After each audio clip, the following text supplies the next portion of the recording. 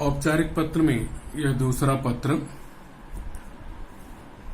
अब तक आप औपचारिक पत्र लेखन के नियम से और लिखने के तरीके से परिचित हो गए होंगे।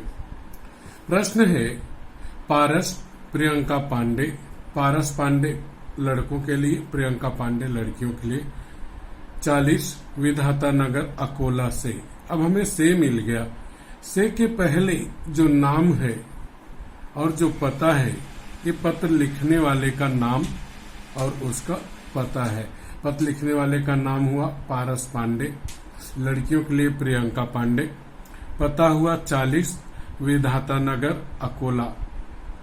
से के बाद और को के पहले तक पत्र पाने वाले का पदनाम और पता होगा, नियम में आपको मालूम ही है। से मुख्य अभियंता MSEB, पहले आप पढ़ चुके हैं, Maharashtra state electricity board, Maharashtra राज्य विद्युत मंडल या बिजली विभाग, शास्त्री चौक अकोला को मिला। से के बाद और को के पहले जो पदनाम होगा और जो पता होगा वो किसका, पत्र पाने वाले का पदनाम और पता होगा। आपको याद होगा कि औपचारिक पत्रों में हम पत्र जिसे लिखते हैं उसका नाम नहीं लिखते हैं, उसके पद का नाम, पोस्ट का नेम लिखते हैं, ओहदा लिखते हैं। तो यहाँ मुख्य अभियंता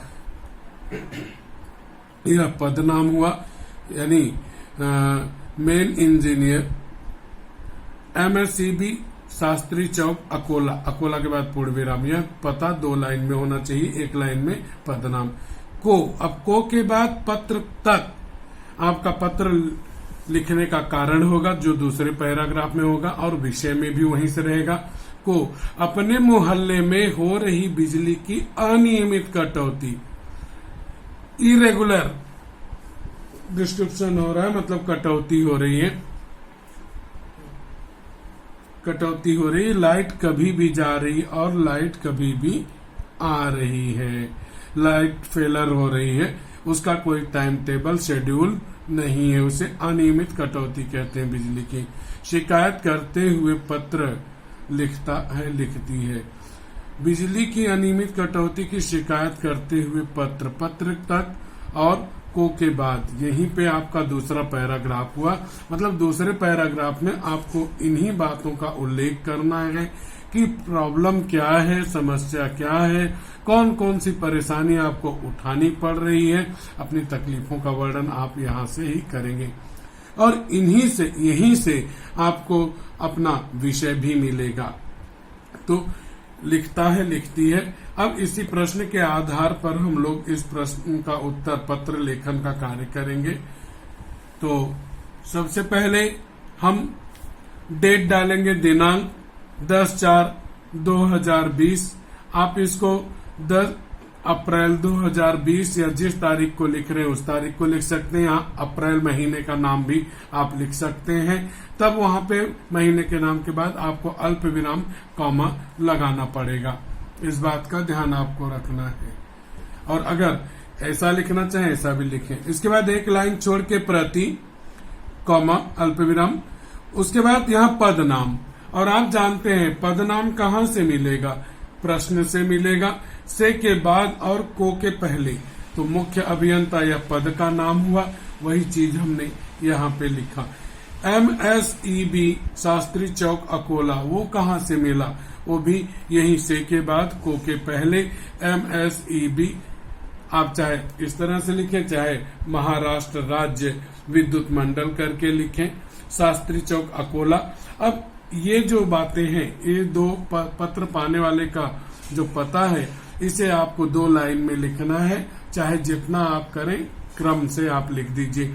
चूंकि पिन कोड नहीं दिया है इसलिए यहाँ पे हिंदी का पूर्ण विराम खड़ी पाई।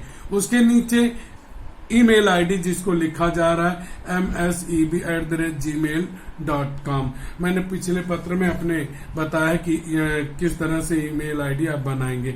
अब 1 लाइन छोड़कर विषय प्रश्न से हमने लिया। विषय है बिजली की अनियमित कटौती की शिकायत, वह यहीं पे है को के बाद और पत्र तक।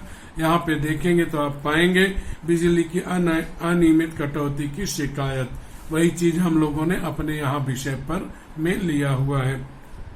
इसके नीचे माननीय महोदय अल्प विराम कॉमा, एक लाइन छोड़कर एक पंक्ति छोड़ेंगे आप, और उसके बाद फर्स्ट पैराग्राफ जिसमें आपको याद होगा पत्र लिखने वाला अपना नाम पता देता है, अर्थात अपना परिचय बताता है वह, और जिसे पत्र भेज रहा है उससे उसका क्या संबंध है वह। मेरा नाम पारस पांडे, अपना नाम बता, मैं नीचे दिए गए पते पर रहता हूँ। नीचे दिए गए क्यों? क्योंकि यह पत्र लिखने वाले का नाम पता वह पत्र लिखने के बाद नीचे रहता है बाईं तरफ। नीचे दिए गए पते पर रहता हूँ, मेरे मोहल्ले में बिजली की आपूर्ति आपके विभाग द्वारा की जाती है। मतलब आपने बता दिया कि आपके यहाँ से बिजली मेरे घर में आती है, मतलब मैं आपका कंज्यूमर हूँ, ग्राहक हूँ। इस तरह से आपने उससे संबंध जोड़ा। पहला पैराग्राफ 2-3 पंक्तियों में हो गया, एक लाइन छोड़ेंगे पंक्ति, फिर दूसरा पैराग्राफ जिसमें आपको मुख्य बातें लिखनी है कि पत्र आखिर लिखने का उद्देश्य क्या। यहाँ पर आप बताएंगे उन्हें कि आपके यहाँ पर क्या परेशानी है। जैसे यह पत्र हमने लिखा है कि बिजली की समस्या है, बिजली कभी भी जाती है कभी भी आती है, तो उसकी बात करेंगे। साथ में आप बताइए कि आप एक स्टूडेंट हैं, एनुअल एग्जाम वार्षिक परीक्षा आ रही है, परीक्षा की तैयारी में आपको पढ़ाई करनी होती है। लाइट अगर चली जाती, बिजली जाती है, तकलीफ होती है, और साथ में परेशानी और बढ़ जाती है जब बिजली कभी भी आती है और कभी भी जाती है। इससे आपकी पढ़ाई ठीक ढंग से नहीं हो पाती। और यहाँ पर अगर आप देखें तो आगे यहाँ बताया गया है कि कभी कभी बिजली पूरा दिन नहीं होती, छात्र जो हैं उनको परेशानी होती है, उनके साथ में जो वहाँ पे रहने वाले लोग हैं उनको भी परेशानी उठानी पड़ती है। साथ में आप यह भी बताइए कि इस तरह बिजली आने जाने का कोई टाइम टेबल नहीं है, जब उसका मन करता है तब आती है जाती है।